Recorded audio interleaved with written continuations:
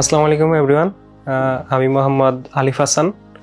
আমি জুলাই ইনটেকে অস্ট্রেলিয়ার সিকি ইউনিভার্সিটি সিডনি ক্যাম্পাসে পড়াশোনার সুযোগ পেয়েছি। আলহামদুলিল্লাহ আমি গত 20 মার্চ আমার ভিসাটা হাতে পাই। আমি আমার বাংলা আইএলটিএস এর সাথে আমার ভিসা এক্সপিরিয়েন্স বা প্রসেসিং এক্সপিরিয়েন্সটা সংক্ষেপে শেয়ার করছি। প্রথমত যদি বলতে চাই আইএলটিএস থেকে যদি শুরু করি, আইএলটিএস প্রিপারেশন নেওয়ার পর আমি জানতাম না যে বাংলা আইএলটিএস নামে কোনো ইউটিউব চ্যানেল কিংবা কোনো প্রতিষ্ঠান আছে। আমি গত বছর 2024 সালের অগস্ট মাসে আইএলটিএস পরীক্ষা অ্যাটেন্ড করেছিলাম। তো যখন প্রিপারেশন নিচ্ছি তখন আস্তে আস্তে জানতে পারি যে বাংলা আইএলটিএস বলে একটা ইউটিউব চ্যানেল আছে, তার কর্ণধার মোহাম্মদ রাশেদ ভাইয়া। তো রাশেদ ভাইয়া যেভাবে স্টুডেন্টদের ফ্রেন্ডলি হিসাবে হেল্প করে, তো এমনটা আমি কোনো ইউটিউব চ্যানেল কিংবা কোনো প্রতিষ্ঠানে পাইনি। কিংবা ভাইয়ার পড়ানোর স্টাইলটা এটাও অনেক ভিন্ন রকম। যেমন ভাইয়া যেভাবে পার্টস অফ স্পিচ ধরে ধরে রিডিং কিংবা লিসেনিংয়ের জন্য হেল্প করেছে, এটা আমার আইএলটিএস এর ডিজায়ার স্কোর পাওয়ার ক্ষেত্রে অনেকাংশেই হেল্প করেছে। আইএলটিএস এর পরে যদি আমি অ্যাপ্লিকেশনের ক্ষেত্রে বলি, আমার এক মিউচুয়াল ফ্রেন্ড আছে, সে ইউএস এর ভিসা পেয়েছিল বাংলায় আইএলটিএস অ্যান্ড ইমিগ্রেশন সেন্টার থেকে সর্বপ্রথম। তো ওর কাছ থেকেই আমি অনেক ভাইয়ের ব্যাপারে জানতে পারি, যিনি হচ্ছে বাংলা আইএলটিএস এর অ্যান্ড ইমিগ্রেশন সেন্টারের ইউএস এর ডেস্টিনেশন ম্যানেজার। তো অনেক ভাইয়ের কাছে আমি প্রথমে আসি। তো আসার পরে ভাইয়া আমাকে ইউএস এর ব্যাপারে অনেক গাইড করে।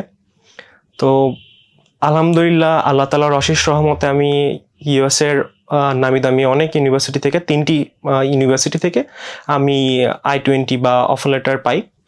তো আল্লাহ তাআলা আমাকে 50% ওভার স্কলারশিপের ব্যবস্থাও করে দেয় 3টি ইউনিভার্সিটি থেকেই।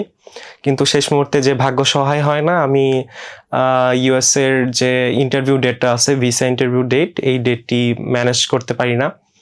তো পরবর্তীতে আমি ভেঙে পড়েছিলাম যে অলরেডি 1 বছর সময় চলে যাচ্ছে, আমার গ্যাপ হয়ে যাচ্ছে, আমি বাংলাদেশে কোথাও ভর্তি হতে পারিনি।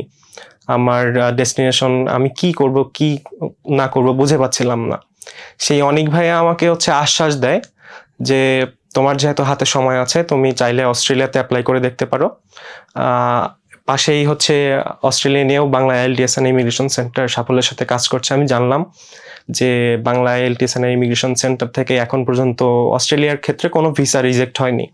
তো এটা আমাকে অনেকটা বিশ্বাস দিল, আশ্বাস দিল।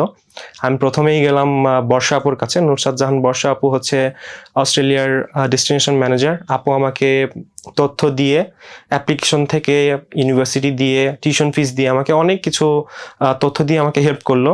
তাহলে আমি আশ্বাস পেলাম যে আমার অস্ট্রেলিয়াতে অ্যাপ্লাই করলে আমি একটা আশ্বাস পেতে পারি যে আমার আল্লাহ তাআলা আমার উপর সহায় হতে পারে। আমি জানুয়ারি 23 তারিখে অফার লেটারটা পাই। তো তখন মুহূর্তটাই অনেক উচ্ছ্বাসকর ছিল যে রিসেন্টলি আমি ইউএসের জন্য কোনো ব্যবস্থা নিতে পারিনি, আমার ইনটেকগুলো চলে যায়। তো এর পরই আল্লাহ তাআলা আমাকে সুযোগ করে দেয় যে আমি অস্ট্রেলিয়াতে পড়তে যাব, পড়ার সুযোগ হবে।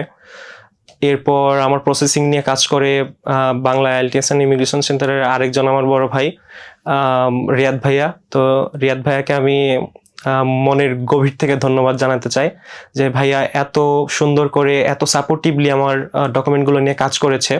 আমি জানি না অন্য কোনো এজেন্সি বা অন্য কোনো কোথাও গেলে আমি এরকম সাপোর্ট বা এরকম ডকুমেন্টেশন নিয়ে ইনফরমেটিভ কাজগুলো পেতাম কিনা। সবচেয়ে ইন্টারেস্টিং ব্যাপারটা হচ্ছে আমি আমার ভিসাটা অনেক দ্রুত সময়ের মধ্যে পাই।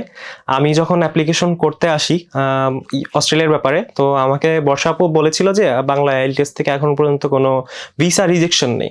তো অ্যাজ এ বাংলাদেশি আমার মাথায় সর্বপ্রথম একটা নেগেটিভ জিনিসই কাজ করেছিল যে যদি রিজেক্ট হয় তাহলে তো আমার ভিসাটাই এখান থেকে রিজেক্ট হবে। তো আমি নিজের মনকে আশ্বাস দিই যে যা হবে দেখা যাবে, আমি আল্লাহ তাআলার উপর বিশ্বাস ও ভরসা রেখে আমি কাজটা এগিয়ে যাই। তো 2 মাসেরও কম সময় পরে আমার যেদিন বায়োমেট্রিকের ডেট ছিল 20 মার্চ, তো ওই দিন আমি যখন বায়োমেট্রিকের আমার টাইম ছিল 11:50, তো সিরিয়ালের কারণে অনেক সময় লেগে যায়। তো আমি 12:30 কিংবা 31 বাজে এমন সময় আমি হচ্ছে ফিঙ্গারপ্রিন্ট বায়োমেট্রিক শেষ করে আমি নিচে নেমে আসি।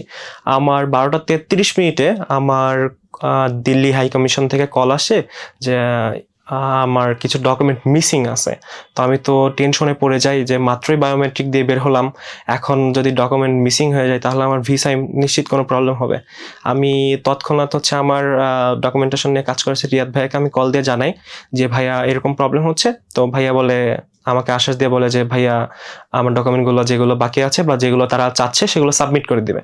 তো কাজটা খুব দ্রুত সময়ের মধ্যে হয়ে যায়, প্রায় 2 থেকে 3 মিনিটের মধ্যে হয়ে যায়।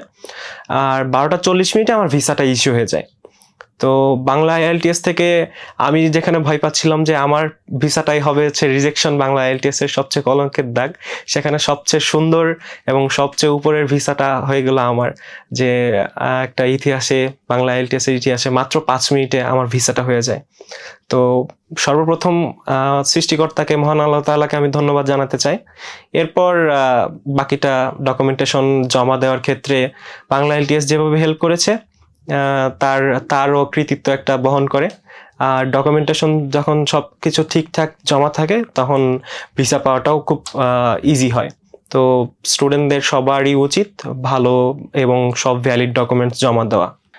বাংলা আইএলটিএস এর ইমিগ্রেশন সেন্টার নিয়ে যদি বলতে যাই, আমি এখানে ক্লায়েন্টের চেয়ে কম আমি এখানকার ছোট ভাই বা এখানকার একজন সদস্যের মতন ট্রিট পেয়েছি। আমার ডকুমেন্টেশন নিয়ে আবার তৌফিক ভাইও কাজ করেছিল। তৌফিক ভাইকে আমি অনেক ধন্যবাদ জানাতে চাই।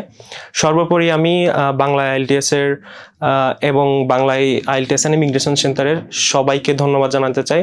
Bangla IELTS and immigration centre আমার ভিসা পাওয়ার ক্ষেত্রে সর্বোত্তম ভূমিকা রেখেছিল। আর সবার শুরুতে পিতামাতা এবং সৃষ্টিকর্তাকে আমি সবসময় উপরে রাখতে চাই এবং তাদের কৃতজ্ঞতা নিয়েই থাকতে চাই। আমি সবার কাছে দোয়া কামনা করছি। ধন্যবাদ।